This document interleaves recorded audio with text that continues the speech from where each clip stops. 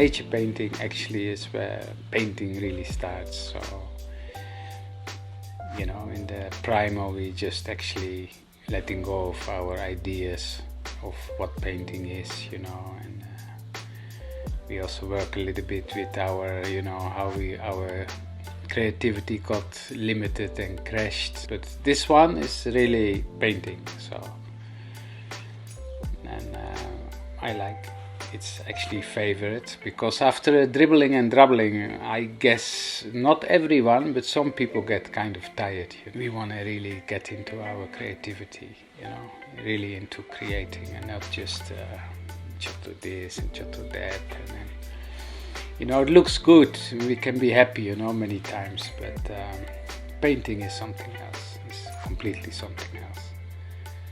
And yeah, so look forward, because we use Mira uses the primal as a start for the painting, right? So with nature we actually, sometimes we do in Amalura, we start from a blank paper, one, you know, and one we get an old paper actually that somebody else painted on, and we continue nature painting. So there is already some background, you know, so with the background of course it's easier, but in real painting you really discover it becomes a kind of a miracle, or it becomes like wow, you know, this wow, you know, and it's not anymore that you decide what to do, it just presents itself.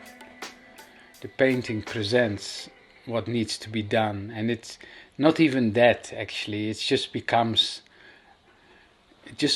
complete involvement, you know.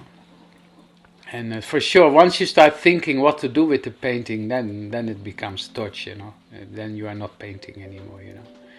Then you are back in your mind, you know. So I think that's an important thing. You get out of your creativity takes over, you know. And your creativity is not your creativity, basically, you know. And for sure, painting has many aspects. It's not just, you know, like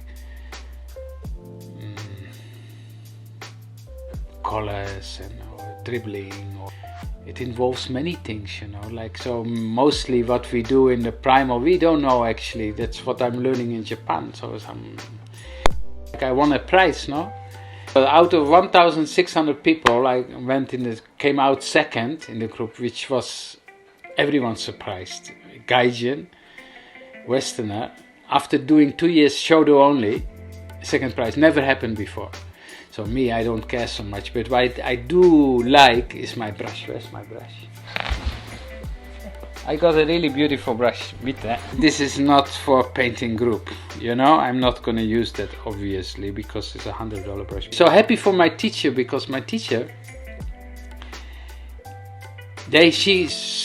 people are like, wow, you must be a good teacher if you can teach such an idiot like me, or any Gaijin basically, in 2 years, and win a prize like that is quite. So I'm happy for my teacher, and I'm happy for the brush.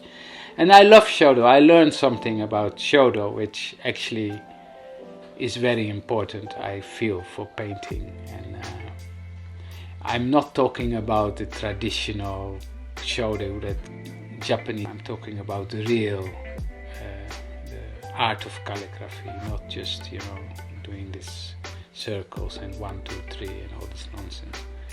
So this is one thing, like, we actually don't know how to use a brush. Let's be honest, you know, we know how to dribble. We don't use brush, we use our hands, and you know, so we don't know how to use a brush, you know. But it's not, Shodo is not about how to use a brush, just how. It's about how to use a brush, but it's about many more things, you know. It's about energy, it's about movement, it's about presence, it's about, you know. You look at Mira's painting, actually it's full of all her, it's Shodo in there, you know. You can see this calligraphy. You can see her background is calligraphy in her painting.